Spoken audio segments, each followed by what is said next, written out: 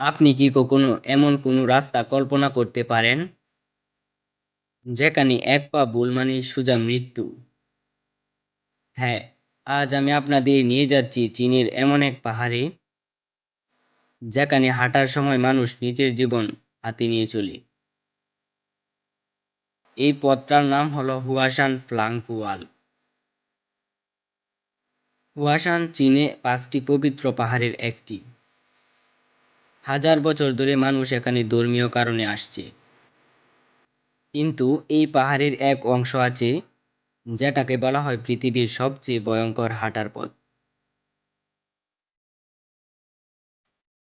এখানে কোনো চওড়া রাস্তা নেই, পাহাড়ের গায়ে লাগানো কিছু কাঠের পাত, যার নিচে হাজার হাজার ফুট গভীর খাদ।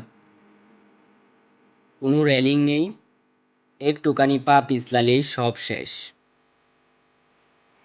এখানে বাতাস এত জোরে বইতে পারে যে শরীরের ভারসাম্য রাখা কঠিন হয়ে যায়। অনেক মানুষ হাত কাঁপে, পা জমে যায়, আর চোখের সামনে শুধু মৃত্যু ভেসে ওঠে।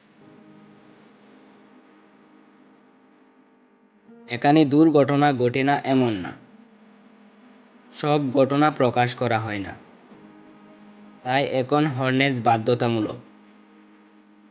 তবুও এই পথ আজও নিরাপদ বলা যায় না।